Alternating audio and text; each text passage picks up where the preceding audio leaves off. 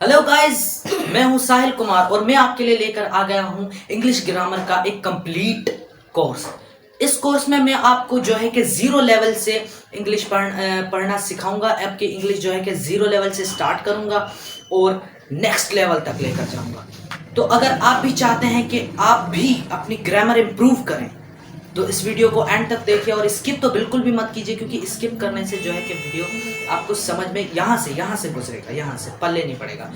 तो वीडियो को शुरू करने से पहले मैं आपको बता दूं कि हम ये मेरे चैनल की फर्स्ट वीडियो है और फर्स्ट ही वीडियो में जो है कि डाल रहा हूँ। फर्स्ट वीडियो जो अपनी अपलोड कर रहा हूँ वो अपलोड कर रहा हूँ इंग्लिश के बेसिक्स पर, यानी कि बेसिक या फर्स्ट क्लास है। बाकी जो जितनी भी क्लासेस है, जो भी टॉपिक्स हैं, मैं आपसे यहाँ पर साइड में डिस्कस कर देता हूँ। यहाँ पर आपके बोर्ड में आप देख सकते हैं कि मैंने वीडियो के सारी क्लासेस जो भी आपकी जितने भी क्लासेस में लूँगा वो सारी मैंने साइड पर लिख दी है। ये सारे टॉपिक्स पर मैं आपसे बात करूंगा, लेकिन फिलहाल आज की ये जो क्लास है, जो फर्स्ट क्लास है, ये क्लास होगी बेसिक्स पर। इस पर हम बात करेंगे बेसिक्स पर। बिल्कुल आपको जितना आता है ना सब भूल जाओ।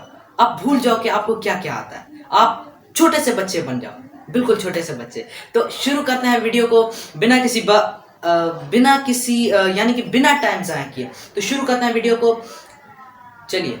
क्या आप जानते हैं कि हमारी जो इंग्लिश टोटल लैंग्वेज होती है, जो कंप्लीट लैंग्वेज होती है, वो किस पर यानी कि होती है? उसका बेस क्या होता है? उसका बेस होता है आवाज़ पर, जिसे हम साउंड कहते हैं। यानी कि जो पूरी हमारी इंग्लिश होती है ये साउंड यानी कि आवाज़ से बनती है। हमारी जो मुख्तलिफ आवाज़ें होती हैं हमारी इंग्लिश बोलने में, तो इसमें हमारे अल्फ़ाबेट जो मैंने साइड पर लिख दिए हैं, हमारे जो लेटर्स हमने लिख दिए हैं इंग्लिश के साइड पर, ये कितने होते हैं? 26। यानी कि वैसे तो इंग्लिश में बहुत सारी जो है हमारी लैंग्वेज में आवाज़ें होती हैं, लेकिन इनमें से कुछ आवाज़ों की जो है क्या पहचान हुई है। अब वो आवाज़ें हैं 26, जिन्हें हम ये लेटर कह सकते हैं। 26 लेटर्स की जो है कि पहचान हुई है।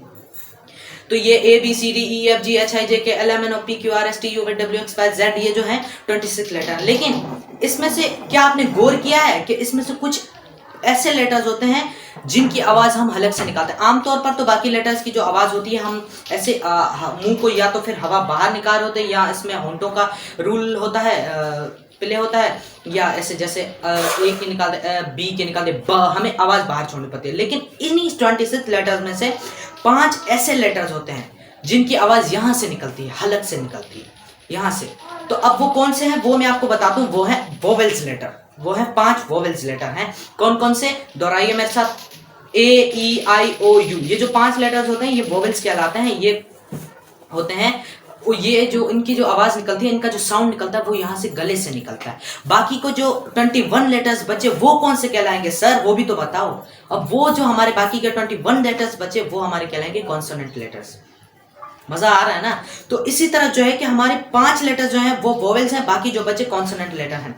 अब मैं आपको इसी के साथ एक और बात बताते चलूं कि वैसे तो आमतौर पे हमारे 26 लेटर्स होते हैं और उनमें 26 आवाजें होती है, लेकिन क्या आप ये जानते हैं कि अगर ऐसा कर दें, हम एक लेटर्स के साथ दूसरा लेटर जोड़ दें, एक लेटर के शुरू में दूसरा लेटर जोड़ दें, तो उसकी जो है कि वो अलग आवाज बन जाती है। वो एक अलग, अपने में एक अलग आवाज बना लेता है।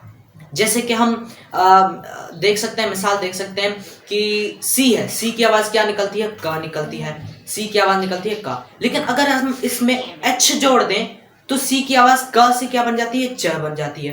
ठीक इसी तरह अगर हम एस में एच प्लस कर दें, वैसे तो एस में आमतौर पर सा आवाज़ निकलती है एच की, लेकिन अगर एच में हम एच प्लस कर दें तो इसकी आवाज़ निकलती है श।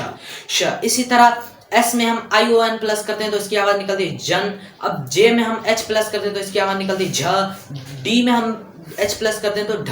अब ये जो एच है ना, ये बड़ा नटखट है। ये जो है ना वर्ड्स में जुड़कर वर्ड्स का जो है ना एक साउंड ही बदल देता है, सारा मतलब साउंड ही बदल देता है इसका वर्ड्स का। अब ये है कुछ ऐसे वर्ड्स हैं जिनको आपस में जोड़कर हम साउंड बना सकते हैं। तो बता दिया कि जो वोवेल्स लेटर होते हैं ये यानी कि टोटल 26 लेटर में से 5 वोवेल होते हैं, बाकी कॉन्सोनेंट होते हैं। तो इनमें वोवेल्स का फ़ायदा क्या है बताओ तो सर? ये क्वेश्चंस आपके एग्जाम में आ जाएंगे। आप चाहे स्कूल एग्जाम दे रहे हो या फिर CUT का दे रहे हो, बैंकिंग या अदरवाइज कोई भी एग्जाम दे रहे हो, इसमें आपको ये क्वेश्चन लाजमी आपसे पूछे जाएंगे। इस तरह के जो क्वेश्चन हैं वो आपसे लाजमी पूछे जाएंगे, इस तरह के क्वेश्चन। आपको एक और बात बताता चलूं, लेकिन उससे पहले अब हमने क्या देखा कि हमने देखा कि जो लेटर होते हैं इंग्लिश में 26 होते हैं, जिसमें से 5 लेटर होते हैं सर वोवेल्स होते हैं जिनकी आवाज़ हलक से निकलती है, बाकी के सारे कॉन्सोनेंट होते हैं, बाकी के सारे लेटर्स कॉन्सोनेंट होते हैं। तो हमें समझ में आ गया, ये चीज़ तो हमें समझ में आ गई।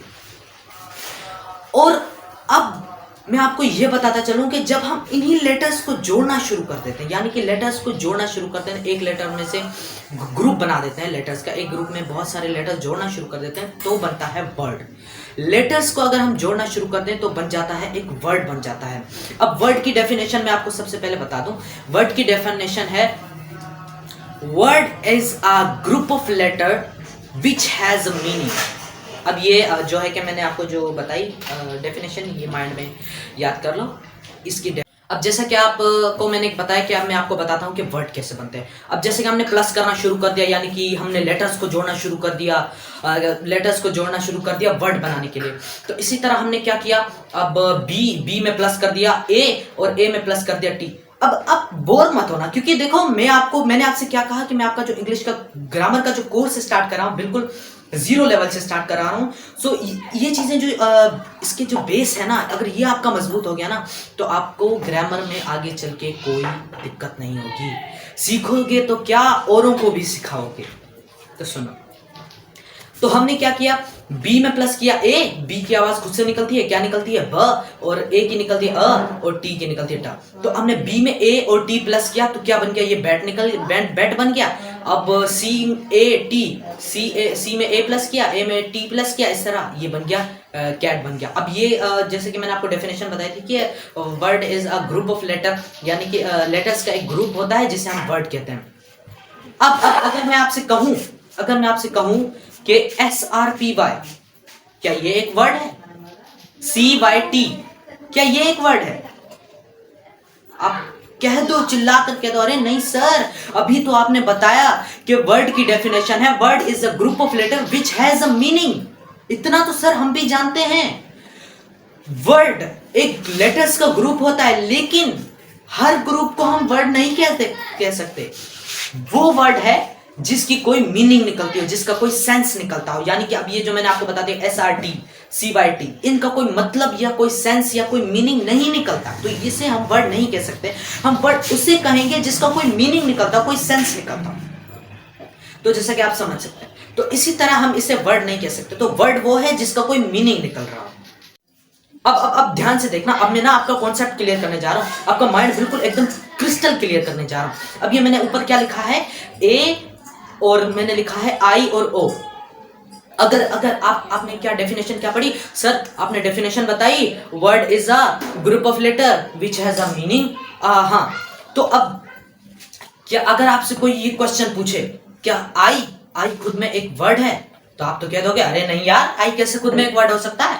हमें तो सर ने बताया था कि word is a group of letter, यानी कि लेटर्स का एक जो ग्रुप होता है हम उससे सिर्फ वर्ड कह सकते हैं। अरे नहीं यार, ये जो ए, आई और ओ है, कुछ लोग ओ को मानते हैं, कुछ लोग नहीं मानते। ये जो ए और आई और ओ है, जो खुद में इतनी पावर रखते हैं, ये जो आई है ये अकेला खुद में इतनी पावर रखता है कि ये खुद में एक वर्ड कहलाता है, ये खुद को वर्ड कहलाने के लायक है, यानी कि हम इसे एक वर्ड कह सकते हैं। ये खुद में इतना ताकतवर है, इतना पावरफुल है, ये थेनोस से भी ज्यादा पावरफुल है, ये कि खुद को एक वर्ड कहला सकता है। तो अगर आपसे कोई पूछे कि क्या आई एक वर्ड है, तो उससे बहस मत कीजिएगा, क्योंकि आई एक वर्ड है। तो अभी ये ना जो है ना, ये एक परंपरा चलती गई, यानी कि वर्ड्स, जैसे कि हमने शुरू में क्या देखा कि हमने लेटर्स की आवाज़ पहचानी कि ए की आवाज़ है अ, बी की आवाज़ है ब। इसी तरह आवाज़ें पहचानने के बाद हमने क्या किया, लेटर्स को जोड़ना शुरू किया, और लेटर्स को हमने जब जोड़ना शुरू किया तो उसका बन गया वर्ड। अब वर्ड का भी हमने जो कि डेफिनेशन जान ली, वर्ड तब बनता है जब हम लेटर्स का एक ग्रुप हो और उस ग्रुप का कोई मीनिंग निकलता, सेंस निकलता। इसी तरह अगर जब हम वर्ड्स को जोड़ते चले गए, जिस तरह हमने लेटर्स को जोड़ा तो वर्ड बना, इसी तरह हम जब वर्ड्स को जोड़ते चले गए तो जाकर बना एक सेंटेंस। जी हाँ, तब जाकर बना एक सेंटेंस, यानी कि वर्ड्स में हम प्लस करते गए वर्ड, तो जाकर बना एक सेंटेंस।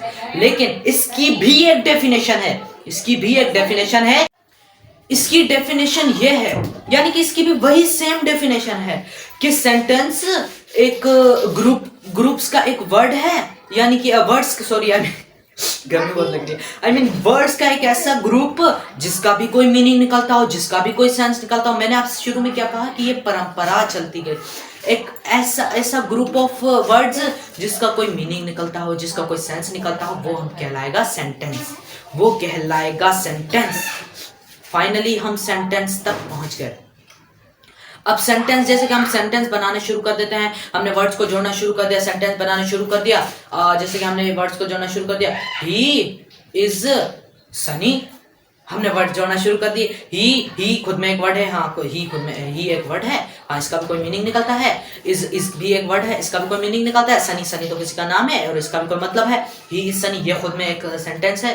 क्या ये खुद में सेंटेंस है? हाँ ये खुद में सेंटेंस है। लेकिन अगर मैं इसमें थोड़ी सी चेंजिंग कर दूं, अगर मैं लिखूं कि सनी ही इज, क्या ये भी एक सेंटेंस है? आप बताओ, क्या ये भी एक सेंटेंस है? अरे नहीं यार, मैंने आपसे क्या बताया कि सेंटेंस ग्रुप्स का वर्ड्स का एक ऐसा ग्रुप है जिसका कोई मीनिंग निकलता हो। लेकिन अब जैसे कि मैंने आपको शुरू में बताया कि ही इज सनी, अब इसका तो कोई मीनिंग निकलता है कि भाई ये सनी है, अब इसका तो कोई मीनिंग निकलता है। लेकिन सनी ही इज, इसका कोई मीनिंग नहीं निकलता, इसका कोई सेंस नहीं निकलता। यानी कि मैं जो आपको बात समझाना चाह रहा हूं वो आप समझ नहीं पा रहे। यानी कि इसी तरह इसका कोई मीनिंग नहीं निकलता, तो ये वर्ड नहीं कहलाएगा, कतई वर्ड नहीं कहलाएगा ये। तो बात समझ में आ रही है? एकदम कॉन्सेप्ट क्लियर हो रहा है आपका? अगर हो रहा है तो कमेंट में यस लिखो, भर दो कमेंट बॉक्स। तो हमने क्या समझा कि ऐसा सेंटेंस जिसकी कोई मीनिंग ना निकलती हो उसे हम सेंटेंस नहीं कह सकते। तो सर ये बताओ, जैसे कि आपने बताया कि परंपरा निकलती है, सर ये बताओ कि अगर हम सेंटेंस को जोड़ना शुरू कर दिया, अगर हम सेंटेंस को जोड़ते चले गए तो क्या ये पूरी इंग्लिश बन गई? अरे हाँ, अगर आप इसी तरह अगर आप सेंटेंस को जोड़ते चले जाएंगे कि सेंटेंस यानी कि सेंटेंस प्लस सेंटेंस इसी तरह जोड़ते चले, तो यही तो है पूरी इंग्लिश लैंग्वेज, यही तो है भाषा इंग्लिश। यानी कि अगर हम सेंटेंस को जोड़ते चले जाएंगे तो हमारा बन जाएगी पूरी इंग्लिश लैंग्वेज। मैंने जब मैंने वर्ड बनाना सीख लिया, वर्ड से सेंटेंस बनाना सीख लिया, और जब मैंने सेंटेंसेस को जोड़ना सीख लिया तो मैं सेंटेंस जोड़ता गया। इसी तरह जोड़ते जोड़ते किताबें छपती गई, आर्टिकल छपते गए, अखबारें छपते गए, और ये सारा किससे हुआ? सारा किसका कमाल है? सेंटेंस का कमाल है।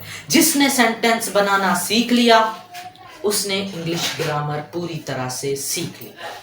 तो यही है इसका बेस। आज तो मैं आपको बिल्कुल ही सिंपल सी यानी कि बच्चों वाली बातें बता रहा हूं, लेकिन इसमें से कुछ बातें अभी भी मैं आपको गारंटी देकर कह सकता हूं कि कुछ बातें ऐसी मैंने आपको बताई होंगी जो आपको पहले हो सकता है कि ना पता हो। जैसे कि मैंने आपको बताया कि आपको ये तो पता था कि यानी कि लेटर्स में जो होते हैं इंग्लिश के, उनमें 5 होते हैं वोवेल्स, लेकिन आपको ये मैं आपको आप में से 60 to 70% लोगों को ये नहीं पता होगा कि बाकी के जो बचे उन्हें कॉन्सोनेंट कहते हैं।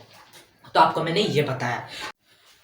तो एक बार रिवाइंड करते हैं कि आज की इस वीडियो में हमने क्या पढ़ा, यानी कि हमारी जो फर्स्ट क्लास थी वो कैसी रही और हमने क्या पढ़ा। तो हमने सबसे पहले क्या देखा, हमने जो है कि हमारे जो लेटर्स हैं इंग्लिश के कितने हैं, 26 लेटर्स हैं, और हमने उनकी आवाज़ें पहचानी और कौन कौन सी आवाज़ें पहचानी, और हमने देखा कि अगर 2 वर्ड्स आपस में जुड़ते हैं तो वो अलग से एक आवाज़ बना देते हैं। और हमने देखा कि हमारे 26 लेटर्स में से 5 ऐसे लेटर्स होते हैं जिन्हें हम वोवेल्स कहते हैं, A-E-I-O-U, और बाकी के जो 21 लेटर्स होते हैं उन्हें हम कॉन्सोनेंट लेटर्स कहते हैं, यानी कि इस तरह। और हमने ये पढ़ा कि अगर हम लेटर्स को जोड़ना शुरू कर दें तो बन जाता है वर्ड, और वर्ड की हमने डेफिनेशन देखी, और फिर अगर हम वर्ड को जोड़ना शुरू कर दें तो बन जाता है सेंटेंस, और सेंटेंस की भी हमने डेफिनेशन पढ़ी। डेफिनेशन में आपको साइड में लिख देता हूँ, हमने डेफिनेशन पढ़ी दोनों की। और फिर हमने ये जाना कि अगर हम सेंटेंस बनाना सीख गए तो हम इंग्लिश बनाना सीख गए। तो आज की ये वीडियो यही खत्म होती है, लेकिन उससे पहले मैं आपको बता दूं कि मेरी जो नेक्स्ट वीडियो आ रही है वो आ रही है सेंटेंसेस पर, यानी कि उसमें मैं आपको सेंटेंसेस और इसके टाइप्स पर वीडियो दूंगा। बहुत जल्द आपको वीडियो मिल जाएगी।